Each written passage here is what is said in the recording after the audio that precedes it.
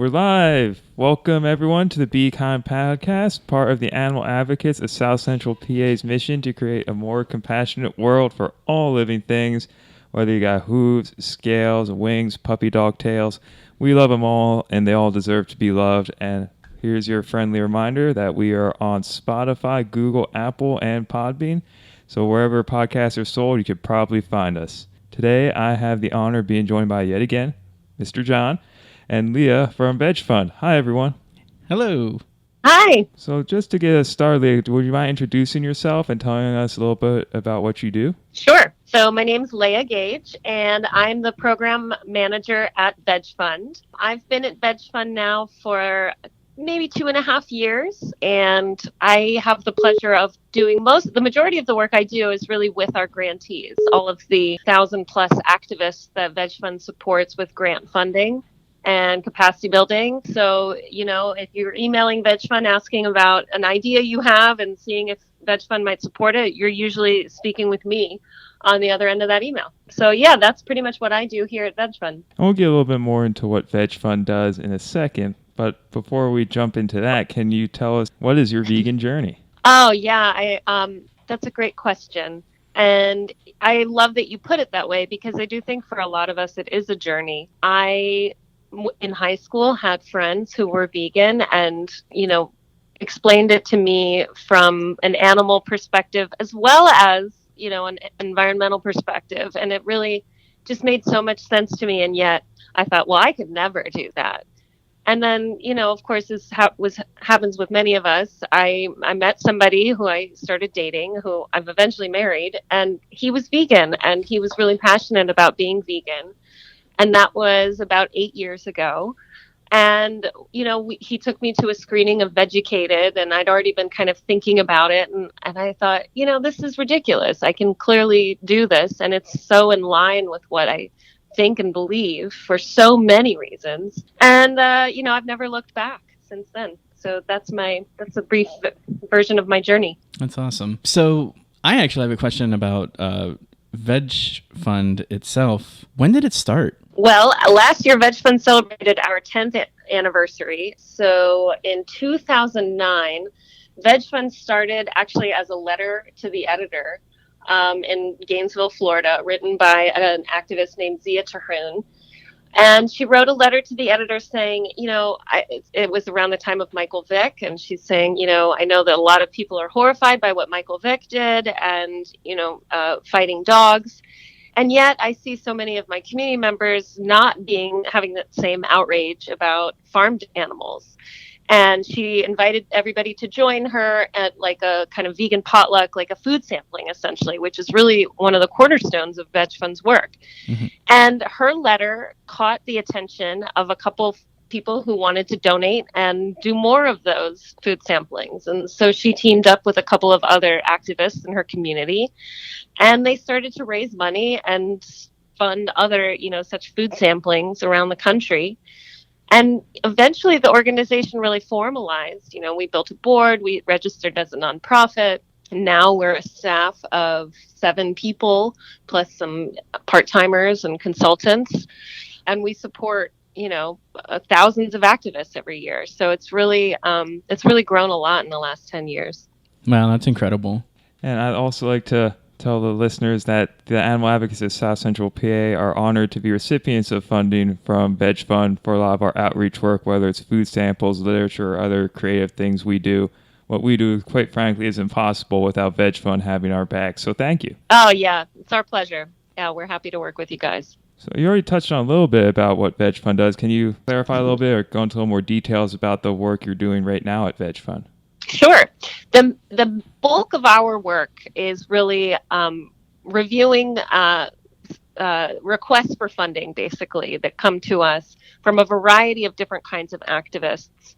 The majority of the grants we give, though not the majority of the money, are really for those grassroots kind of activist activities like food samplings, doing street outreach, doing film screenings, like the Vegucated screening that I went to almost 10 years ago. That's really a lot of what we spend our time doing is reviewing those proposals, working with individuals and informal groups, and making sure they get the funds they need with us, through us, and then potentially through other partners to make those events happen. And a lot of times, it's and this may be the case for you, Joe. It's a lot of weekend warriors, as we like to call them, people who are just so passionate about activism that they do it in their spare time, but it's not their full-time job. And so, they're relying on their credit cards or their own savings to carry out these activities. And VegFund really tries to reduce barriers for people who want to do that activism, and and so we provide funding to do that. But we also really have been expanding more into, trying to do more institutional outreach, working with universities to try to shift meals or education around the meals that they serve, working with also K through 12 schools in the U.S. We've also really been trying to provide more capacity building, like resources for activists, because so many of them, okay, funding, that's the first hurdle. But then how do I speak effectively about this thing I'm so passionate about that I get so upset when somebody, questions what I'm saying? I mean, that's a struggle for all of us. And so, recently we've been doing more webinars and doing more resources for activists to help them learn and gain those skills that then can be supported as well with the funding that they get from us. I know personally that there's been many a time where I'll be doing outreach at an event and someone will ask something or say something. I'll think to myself, I know there's a really good response to this, and then I won't have it. But then later I'll be in the shower and I'll think, yeah, I should have said that. That was a perfect answer to homegrown eggs or something like that. Oh yeah, I mean it is hard, and even the most experienced, trained activist has trouble coming up with these things right on the spot, because usually it is a somewhat of an emotionally charged situation to begin with, and it's challenging too to be out in public and be asked about something that you care so much about. It's not easy. And certainly we don't always have all the answers. And the other thing that we try to do is, because you all are the ones that are on the street more, I'm typically here at my desk reading about all this great work, but I'm not always on the street. And so we're trying to connect each other, connect this community and have everybody share their expertise, what works, what doesn't. It's a lot of times it's an experiment. Something I really appreciate about working with VegFund is you're very communicative and you are very open to, like you said, feedback and comments and insight. I work in fundraising for my day job too, but not for the animal advocates. And something I really like to see in funders and grant makers is the willingness to just have open conversations with people, respond to my emails, pick up the phone when we call, and be willing to come on podcasts like this. So I really, really appreciate that. And I think it shows in the way your work is progressing too, that you're really focusing more on these issues that you've probably seen crop up again and again throughout your experiences. Oh, well, that's great to hear. Because we do try to be open to that. And, as I said, we want to learn from you all.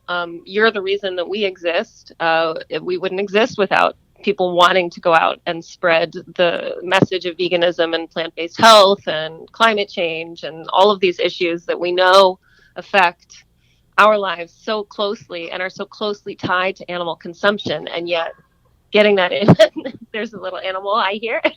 I have a cat and he's in the background. Yes. Oh, that's great. That's great. But yeah, so I'm really glad to hear you say that. Thank you. Something else I think would be very useful for listeners to hear is, how did you find your way into your current role? I know a lot of vegans would love an opportunity to make their activism their full-time gig, so I think it'd be very insightful for them to hear how that journey looks for at least one other person. Absolutely. I know I'm so lucky, and we all, I think, on staff here feel lucky. And for me, it was really connecting with somebody in a completely non-vegan setting at work. I was working in a totally different job here in Washington, and another person in the office, it turned out, oh, she was vegan too. And, oh, cool, we have this animal rights interest. And, we just sort of became friends. And then later on, when she went off to get a new job, which ended up becoming the director of VegFund, my colleague Leslie, she reached out and said, oh, you should apply, and we could use some work. And she knew me, and as so often happens, a lot of this work is networking. But it's even more important, I think, for us as vegans and really passionate animal activists, so often we're in these work settings where we're the minority. We're not, there isn't any vegan option in the shared fridge or anything like that. And so, it's a great thing when you can connect and then later on have that help you professionally as well. That was really my journey. And I know others at VegFund have found us through veganjobs.com, which is a great website where we advertise. Professionally, I'll just say, if you're vegan and you really are passionate about working in veganism, one of the nice things is that vegan organizations are typically, our pool is smaller simply because we're looking for other vegans. And there aren't that many of us. So if you really want to try to find that work, it's definitely out there. We're always needing more people who want to do whatever kind of work, whether it's fundraising or program work or communications or, social media management or whatever. I do think that sector is going to continue to grow professionally. And you mentioned before we got on the call that you're working remotely too. So it sounds like the opportunity's there and it's not necessarily limited by geography. It's true. I think for a lot of small nonprofits, we find that overhead is such a huge expense. And for a lot of us, and we're learning now more than ever during COVID, that it's possible to do your work from your home office if you're willing to.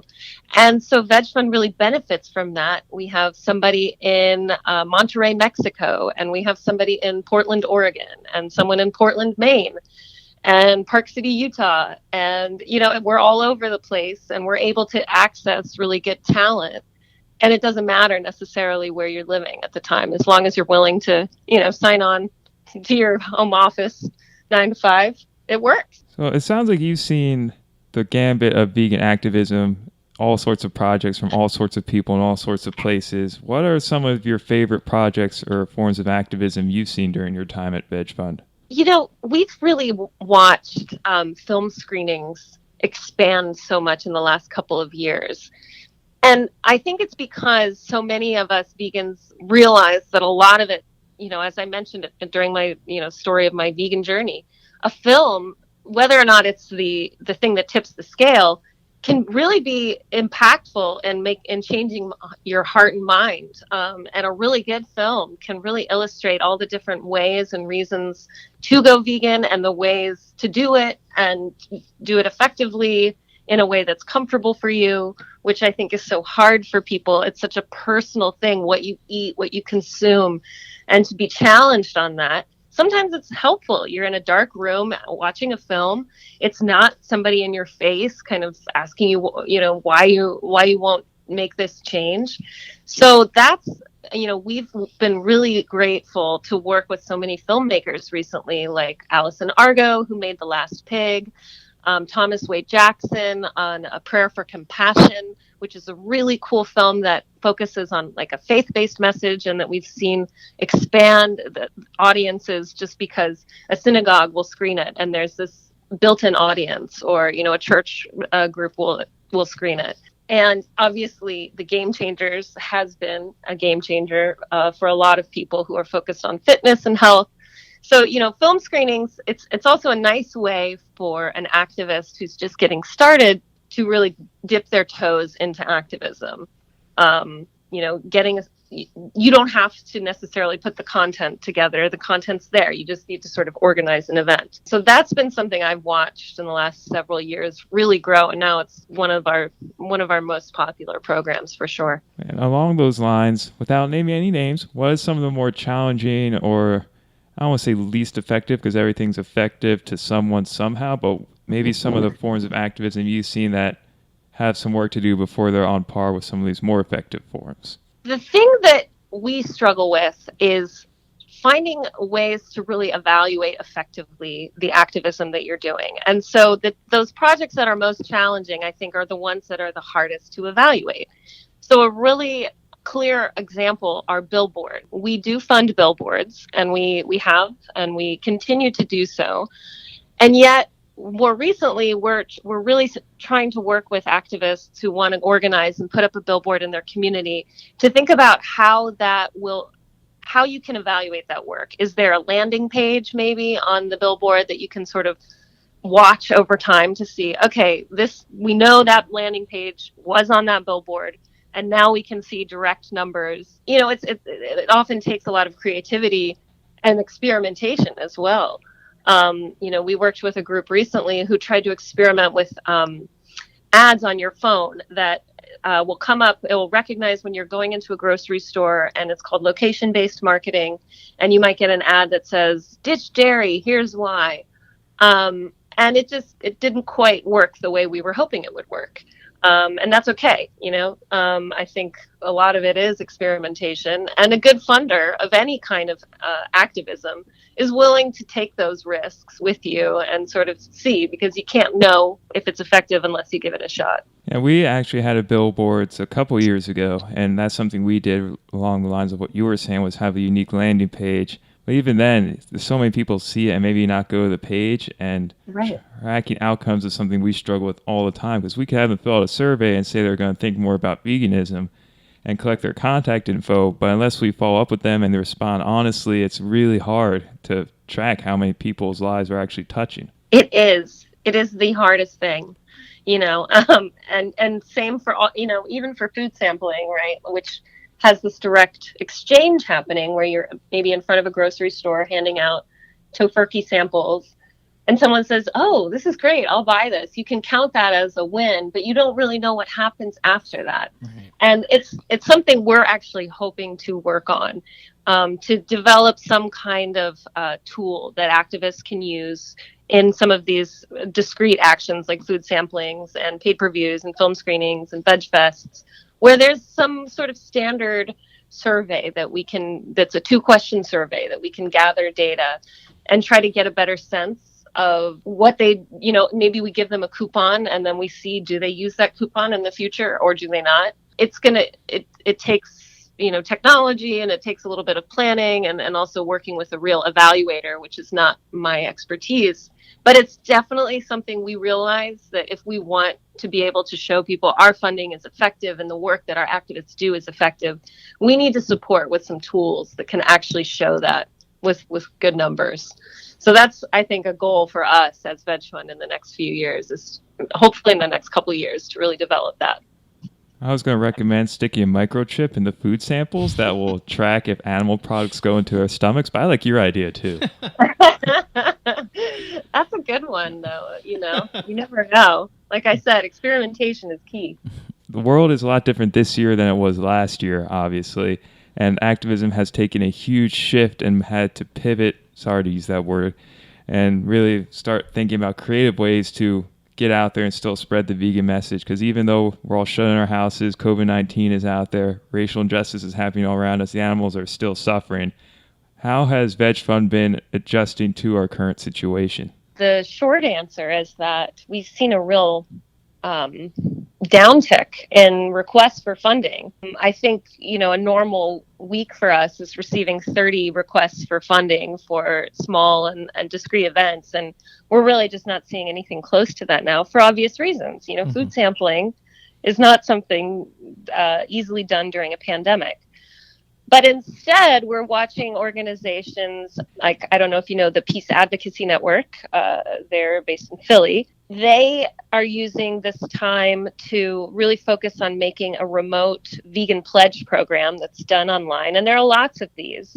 But what they do differently is that they really there's a mentor involved. They really work closely with people who go through the 30-day program. In normal times, they would meet weekly and do food demonstrations and things like that. So we're really seeing the power, as we all are adapting to online connecting in new ways during this. I think we're seeing the same with COVID, with animal advocacy. So yeah, that's definitely something everybody's thinking about. We've also seen, like a Veg Fest. We've seen Veg Fest get canceled or postponed, but we've also seen them be held online with some success. It's different, but I'm so impressed. I'm just really impressed with how people are not willing to just let it sit during this time, but really use this time to plan or use this time to think about how to adapt our programs, especially because of the direct link between consuming animals and COVID, which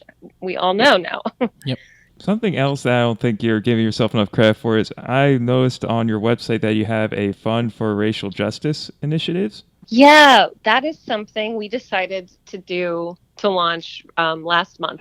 And it was truly a response to what we're, the moment that we're in this country, what we're seeing happening. We do, veganism and social justice cross paths all the time. And we have activists already who have been doing this for years, who have been making these connections. But what we're hoping to do with this social justice fund is even go beyond that and not only, limit it to things that are focused on veganism, but maybe things that are focused on building vulnerable communities, especially communities of color, especially Black communities, and to do that in a way hand in hand that then we can work with our activists and really receive recommendations from our activists. That's what our hope is. We've already been receiving several, and we can use more. So I'd encourage your listeners, if they have ideas of local community support organizations to national to international community support organizations, we're really interested in hearing what you all think are effective groups and institutions that are working on racial justice or working to end racial injustice. And we want to be able to provide some support to those groups in the next few months. That is awesome. And something I want to ask for semi-personal reasons with the animal advocates is a common, I don't say issue, but a common shortfall of the vegan movement is a lack of diversity. So what has been your feel for the lack of diversity, or how have you seen organizations or groups or people tackle that issue? I'm seeing them tackle it right now. And I'm not, I think we're all, and VegFund included, we are tackling it right now because we're seeing it as well. And, there are things to consider, right? Like if you're a remote organization like VegFund, you're assuming that whoever your potential employee is has access to internet, has access to, a really good working computer and all of these other things that actually we're understanding more and more now can really be a barrier, especially in vulnerable non-white communities. So we need to do that work. And one of the goals of doing the Social Justice Fund was for us to really walk the talk and not simply say we support racial justice, but to actually look at what organizations that our activists follow are doing. And then in addition to that, there's work that needs to be done internally. I know there are a lot of organizations who are looking at doing trainings for their staff, and we're talking about it as well. I know my colleagues were talking with our board about it just this week. So the answer for you at this point is I don't know yet. It's not really. I'm not the person to answer it. I benefit from white privilege myself. But it is a question that we're talking about a lot as a staff. It's come up a lot at staff meetings in the last couple of weeks, which I'm really glad about. It's uncomfortable, but that's okay. We keep reminding ourselves that we don't want to shy away from that discomfort. We really need to embrace it because it's indicative of a problem. Not to force you to dust off your strategic plan or anything, but you've already touched on your intermediate to short-term goals a lot. What are your long-term overarching goals that you see as an organization in the next few years, let's say? I touched on this a little bit, but I think evaluation and understanding impact of our work is really the next goal of VegFund. We need to do this for ourselves as well as develop tools for our activists. Because I know that when we ask activists all the time, well, how are you going to evaluate the impact of your work? Well, I don't know. I'm just like trying to organize a food sampling because I think this vegan food is going to, change some hearts and minds, which it probably will. But how do you evaluate that? That's a really tall order for a lot of volunteer activists who are driven by passion. So as I said, we've been working on developing a tool and working with professional evaluators who have experience in animal rights and in the vegan movement, but who are also trained evaluators to help us develop tools that can be easily used by activists when they're on the go, when they're out doing their activism. We also we've been collecting a lot more data. If you're a grantee of ours, you might have noticed that, some of our applications have gotten a little bit more detailed, but that's so that we can collect more information to have that data so that we can say, okay, well, these are the trends. These are the food brands that are most popular. Or this is the type of activism and the type of target audiences that people are having success reaching. So that, I would say, is the next big hurdle for us as an organization. That is awesome to hear, because a lot of times when I'm filling out these grant reports, when I'm putting in numbers, it's not just because you want to jump through hoops. It's because you want to see the impact of work, be able to report on that, and get money from your funders as well to keep doing what you're doing, making our activism possible. Yeah, that's right. But, it's true. We too are driven by funders. And so we need to be showing them that the work we're doing is having a real impact, so that they'll continue to fund and to grow their support. And another thing I thought of while you're talking is, throughout these conversations I have with all these amazing people, is a few things crop up again and again as the best ways to get people to go vegan. One is being around awesome vegan people, and two is eating awesome vegan food. Those are the two main things I find to get people to go vegan a lot of the time. Mm-hmm. I know, it is so true. And having it available, I mean, I don't know your all vegan journeys, but I can say that from where I started to where I am now, the availability of vegan products, not just the different types, but also like the cost is really, it's in a way that it was maybe prohibitive before. It's not anymore. And that is so crucial. I think we're seeing activists recognizing that and sort of merging the work that they're doing and thinking about, ways to make that stuff more accessible. Food sampling is a huge piece of that. It's exciting. It's clearly such an exciting time for veganism as we have more and more of that delicious food available. And hopefully more awesome vegans around for, to convince other people to consider it. I've been vegan for a mere 6 years, but my friend John here has been vegan for... I just turned 14 back in May, and I've been completely meat-free for 27 years, so yeah. Awesome. That is awesome. How much easier would your activism have been back in the day if there was awesome vegan food? Oh, it would have been so much better. It was definitely a challenge back in the day, but yeah, it's way better now than ever before. Sure. I know it. Yeah, it truly is. With great organizations like what you're doing and just, what we're doing, and it's great how much things have grown in the past, 5 years even. Thank you. Yeah, it helps us think I hope it helps us all feel as though we're moving in the right direction, because I don't know that it would all be possible without activism. I agree. Yeah, that's my feeling. Another thing I really love about VegFund is you fund all types of things. These don't have just one. You don't just do food sampling. You do film screenings, food sampling, literature production, special events, Veg Fest, all that. So you really make it so there's a way for anyone really to get involved in activism. You don't have to be out on the street talking to people. You can be behind a computer publishing a blog or something like that, as long as it fits within the animal activism criteria. Yeah, because I think it takes, as we've been saying, the vegan journey, it takes multiple touches and multiple steps and information coming in different ways. Not everybody will be convinced in the same way. Not everybody will be moved by the same things, and so we do need people out there doing research into human behavior change. And we need people doing, looking into, we've recently funded a project looking at moving away from animal-based fabrics and materials. And that's a huge thing that we're, dipping our toes into and thinking about how we can support that industry and that movement. Yeah, I also really appreciate that about VegFund. I'm glad that we have this track record of funding lots of different types of projects. So if you're listening out there and you have a crazy vegan activism idea, go on over to VegFund and see if they'll fund it. I'll put all the information in the show notes so you can find them real easy.